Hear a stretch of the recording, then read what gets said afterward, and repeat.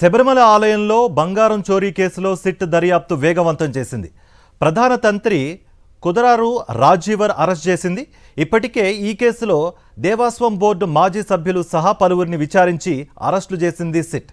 తాజాగా ప్రధాన అర్చకుడిని కస్టడీలోకి తీసుకుంది. శబరిమల ఆలయంలోని ద్వాపర పాలక విగ్రహాల బంగారు తాపడాల్లో పసిడి చోరీ కేసులో సిట్ దర్యాప్తు చేస్తోంది. దర్యాప్తు కొనసాగుతున్న తీరుపై కేరళ హైకోర్టు సంతృప్తి వ్యక్తం చేసింది. మరోవైపు ఈ కేసులో ఈడీ కూడా రంగంలోకి దిగి విచారణ ప్రారంభించింది.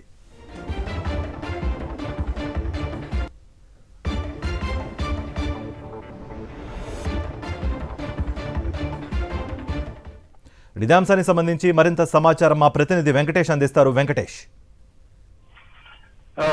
ప్రముఖ దేవాలయం శబరిమలలో జరిగిన గోల్డ్ థెఫ్ట్ కేసులో కీలక పరిణామం చోటు చేసుకుంది. ఈ రోజు special investigation team Sabarimala temple తంత్రి అంటే ప్రధాన అర్చకుడిని ఈ రోజు ఎస్ఐటి అరెస్ట్ చేసింది. సో ఆయన కంతూరు రాజీవర్, ఆయన అక్కడ ప్రధాన తంత్రిగా అక్కడ విధులు నిర్వహిస్తున్నారు. సో ఆయన పైన ఆరోపణలు ఉన్నటువంటి నేపథ్యంలో ఈ రోజు స్పెషల్ ఇన్వెస్టిగేషన్ టీం అధికారులు ఆయన అరెస్ట్ చేశారు. అలాగే ఇంకోవైపు ఎన్ఫోర్స్మెంట్ డైరెక్టరేట్ కూడా ఈ అంశం పైన, ఈ గోల్డ్ థెఫ్ట్ కేసుకు సంబంధించినటువంటి అంశం పైన prevention of money laundering act కింద కేసు నమోదు చేసి ఇప్పటికే దర్యాప్తు చేసింది. సో ఈ రెండు కీలక పరిణామాలు చోటు చేసుకోవడం మాత్రం కేరళ రాష్ట్రంలో సంచలనం సృష్టించింది. ఒకవైపు కేరళ అసెంబ్లీ ఎన్నికలు మరికొన్ని రోజుల్లోనే రాబోతున్నాయి. ఆ నేపథ్యంలో శబరిమల లాంటి ఒక ప్రధాన దేవాలయంలో ఏకంగా ప్రధాన అర్చకుడిని అరెస్ట్ చేయడం తీవ్రమైనటువంటి సంచలనానికి దారి తీసినటువంటి పరిస్థితి. అలాగే రాజీవర్ కు గతంలో నోటీసులు కూడా ఇచ్చారు. సో దానికి సంబంధించినటువంటి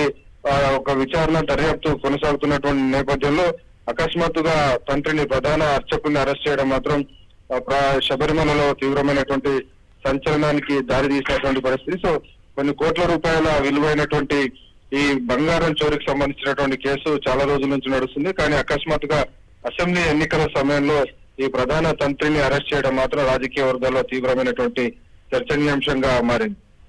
రైట్ వెంకటేష్, థ్యాంక్ యూ.